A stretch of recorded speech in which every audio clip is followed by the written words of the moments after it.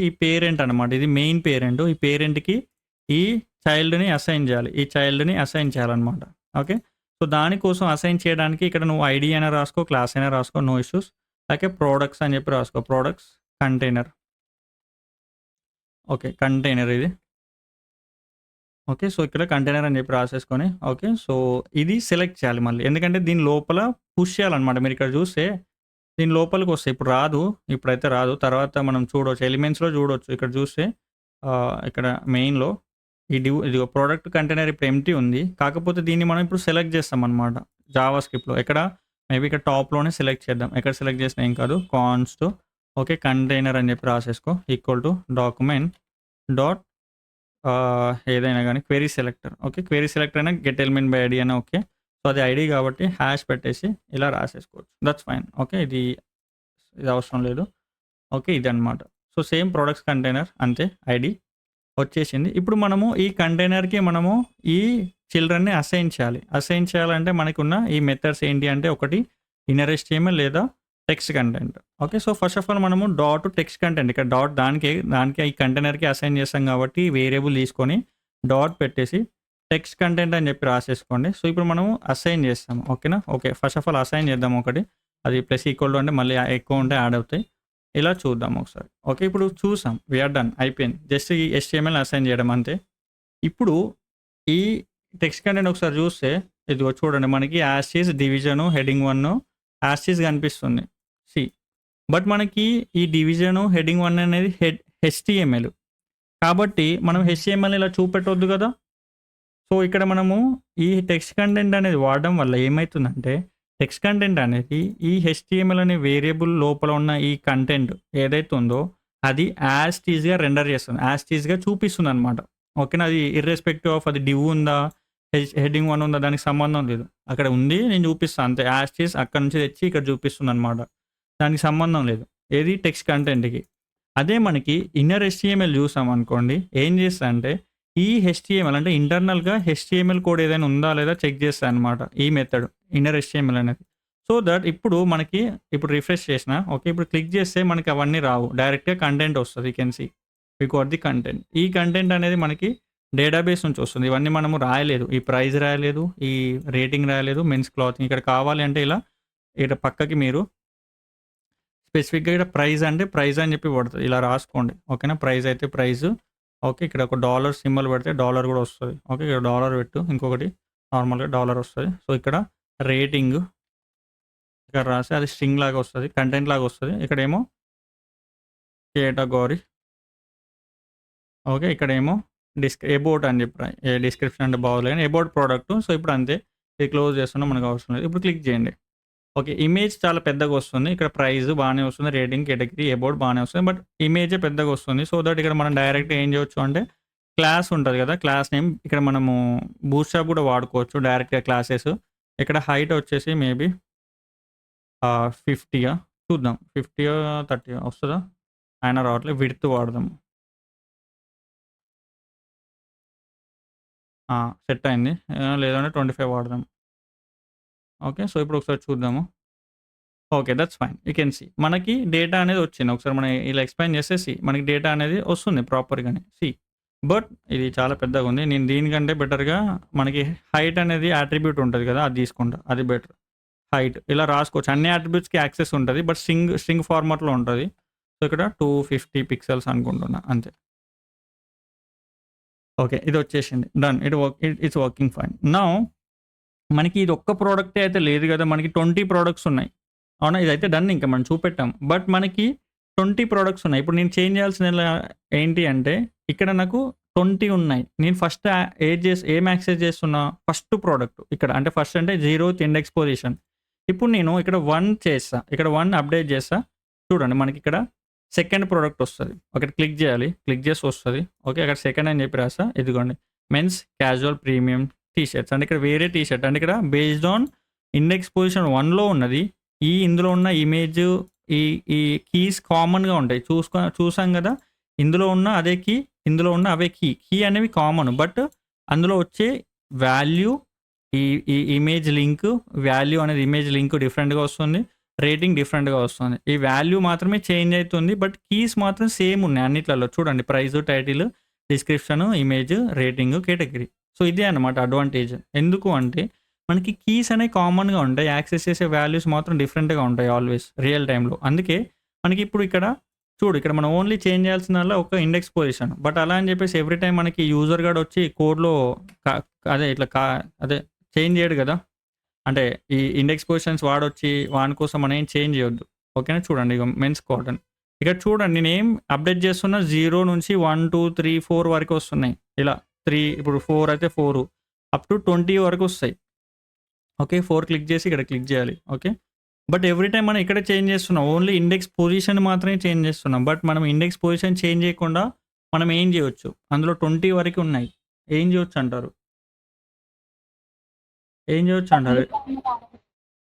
గట్టిగా చెప్పు. For loop రాసుకుంటే అయిపోద్ది, అక్కడ ఆటోమేటిక్గా అన్నీ వచ్చేస్తాయి. ఫర్ లూప్ రాసుకుంటే అయిపోద్ది, ఎందుకంటే ఎవ్రీ టైం మనము అక్కడ చెప్పు చెప్పు. ఇప్పుడు రిజల్ట్ దగ్గర స్క్వేర్ బ్రాకెట్ తీసేస్తే మొత్తం మొత్తం ఎందుకు వస్తాయి నీకు? అరే మొత్తం వస్తాయి. అరే లోపల నీకు ఏమున్నాయి? సరే ఇక్కడ చూడు, ఎర్రర్ వస్తుంది, ఏం రాదు, ఎర్రర్ వస్తుంది. ఇక్కడ చూడు, నీకు చూపిస్తా. ఓకే, అర్థమైంది. అది మ్యాటర్, అర్థమైందా? అది అరే లోపల నువ్వు డైరెక్ట్ తీసుకోవడానికి ఉండదు. సో కాబట్టి మనం దీన్ని ఫర్ లూప్ చేయాలి first of all. So for loop చేసి తర్వాత ఈచ్ ఆబ్జెక్ట్, ఇప్పుడు మనం ఫర్ లూప్ చేద్దాం ఒకసారి. ఇక్కడ దీన్ని తీసే బదులు ఇక్కడ ఆబ్జెక్ట్ అదే ఈచ్ పర్టికులర్ ఏమంటారు ఆ పొజిషన్ యాక్సెస్ చేసే బదులు దీన్ని ఒకసారి కామెంట్ చేసి, ఓకే ఇక్కడ వరకు కామెంట్ చేస్తున్నా, అది అవసరమే బట్ కామెంట్ చేస్తున్నా. సో ఇప్పుడు మనం ఏం చేయాలంటే ఫర్ ఆఫ్ లూప్ తీసుకున్న పర్లేదు, ఫర్ ఈచ్ లూప్ తీసుకున్న పర్లేదు, ఫర్ లూప్ నార్మల్ మనకి ఫస్ట్లో నేర్చుకున్న ఫర్ లూప్ రాసుకున్నా ఏం కాదు, ఏదైనా వర్క్ అవుతుంది. సో మీరు ఏది తీసుకోమంటే అది తీసుకుంటా. ఏది తీసుకోమంటారు? ఏదైనా ఫర్ ఓన్లీ ఫర్ ఆఫా? ఓన్లీ ఫరా? గట్టిగా ఓన్లీ ఫరా?